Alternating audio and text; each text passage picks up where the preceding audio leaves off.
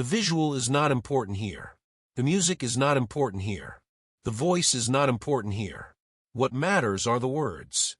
If you cannot listen to the words, you do not belong here. If you understand this, welcome to the Fate Club. Long before cinema began to function as a quiet instrument of preparation, there was an earlier phase in which extraterrestrial beings appeared on screen only as a threat. The first films carrying this theme did not invite understanding, but projected fear. The alien was an invader, a disruptor, a symbol of invasion arriving from the outside to destroy order, identity, and safety. These images emerged during periods of collective anxiety, geopolitical tension, and fear of an unseen enemy. Cinema at that time did not expand perception, but reinforced defensive instincts. The extraterrestrial entity was not presented as intelligence, but as a monster, a projection of humanity's own shadow. This fear was not accidental. It served as the first crude contact with the idea that humanity might not stand at the top of existence.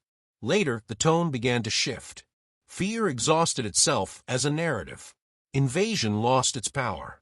And it is precisely here, toward the end of the 1970s, that films began to appear carrying a different kind of silence. No longer about attack, but about presence. No longer about destruction, but observation.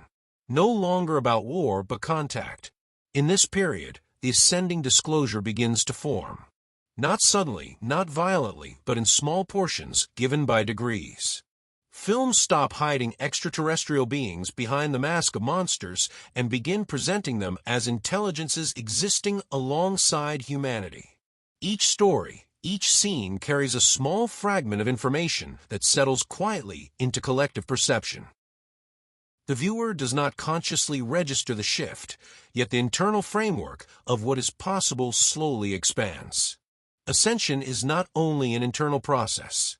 Contact belongs to ascension as well, not as a dramatic event, but as a natural consequence of expanded perception. Cinema gradually normalizes the idea that intelligent life beyond Earth is not a threat, but part of a broader ecosystem of existence. Extraterrestrial beings are no longer framed as enemies, but as observers, mirrors, intermediaries, or catalysts. Each decade adds another layer. The 1980s opened space for empathy. The 1990s introduce questions of coexistence and cooperation. Later periods suggest that contact may already be taking place, though not in the form the human mind expects. Everything unfolds quietly, without announcements or confirmations. Collective awareness is prepared to accept that contact may not arrive from the outside, but reveal itself from within, as a shift in understanding humanity's position in reality. Ascending disclosure functions as adaptation. Films test how far openness can extend. Every hint of extraterrestrial contact, every unfamiliar technology, every silent presence at the edge of a narrative pushes the boundary of acceptance. What once provoked panic now evokes curiosity or quiet recognition. Collective perception moves from defense into observation. The present moment marks a point where the theme of disclosure no longer hides behind metaphor. Films now openly work with the premise that extraterrestrial intelligences are real, present, and aware of humanity. Not as gods, not as saviors, but as elements within a larger structure of existence. The viewer no longer needs persuasion. Silence, imagery, and continuity are sufficient. The disclosure by degrees continues. Each film becomes another layer of preparation. Each narrative expands the ability to perceive reality without control. Contact ceases to appear as an event and begins to be understood as a process. A process that cannot be stopped, only recognized. And now, within this trajectory, a film emerges that will arrive within days. Not as coincidence, not as entertainment, but as a mirror of the moment itself. Its dramatic weight does not lie in spectacle or plot, but in timing. This film does not point toward invasion. It points toward unveiling. Not of something new, but of something that has always been present. Its power lies in revealing not the beings themselves, but humanity's readiness to see them. Beneath the visible layer of cinema, another function has been operating quietly. Not as storytelling, but as calibration. Images, sounds, and narratives have been adjusting perception long before viewers were aware that perception itself could be shaped. Cinema did not merely reflect ideas about extraterrestrial life. It trained the nervous system to hold them without collapse. The human mind does not accept paradigm shifts through information alone.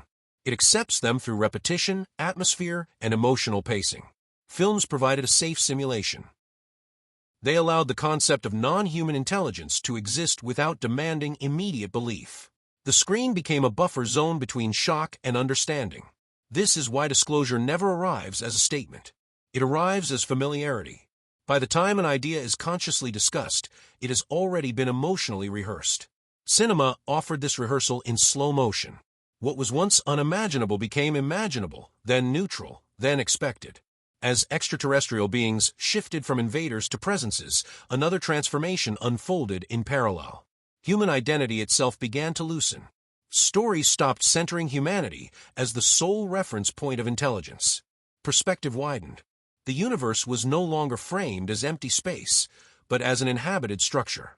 This adjustment was subtle. There was no announcement of its purpose. Viewers did not leave theaters thinking about disclosure. They left with a recalibrated sense of scale. Human concerns appeared smaller, less absolute, less final. Ascension, in this sense, is not transcendence. It is decentralization. Humanity steps away from the center of meaning. Contact becomes possible only once superiority dissolves into coexistence. Cinema prepared this surrender quietly. Another layer unfolds in the way time is treated within these films. Linear progression weakens. Narratives bend, loop, fragment, or suspend resolution. This mirrors a deeper preparation. Contact does not operate within human time. Extraterrestrial intelligence is never shown rushing. It observes. It waits. It allows humanity to arrive at readiness without force. This pacing conditions patience rather than urgency. Disclosure by degrees is not mercy. It is necessity. Sudden exposure would fracture identity structures still dependent on control. Cinema stretches the threshold slowly. Each generation inherits a wider tolerance for the unknown. In parallel, technology within these narratives shifts meaning. It stops representing domination and starts representing interface. Not weapons, but communication tools. Not conquest, but translation. This reframes power itself. The extraterrestrial presence becomes less external, more reflective, less about arrival and more about recognition. The question subtly shifts from, are they real? To, why does this feel familiar? This familiarity is not emotional, is structural. It resonates with a deeper intuition that reality is layered.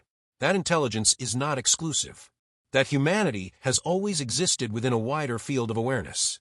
Cinema never states this directly. It does not need to. The repetition does the work. The silence between scenes does the rest. Understanding forms without instruction.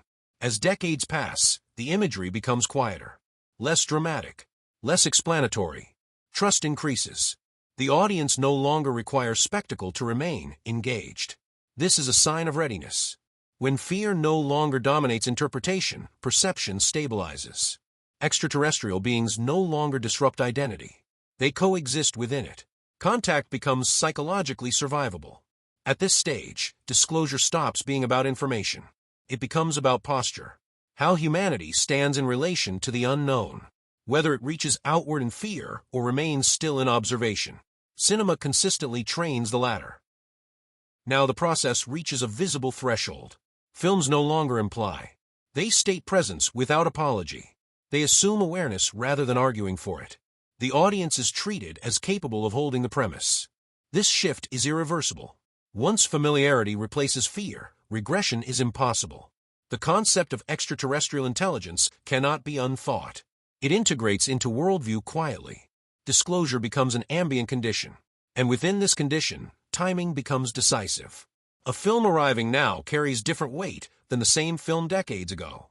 Context transforms meaning. What would once shock now resonates. What would once provoke denial now produces silence. The silence it leaves behind will not be empty. It will be the silence that marks the moment of Disclosure Day. If you understand this, welcome to the club.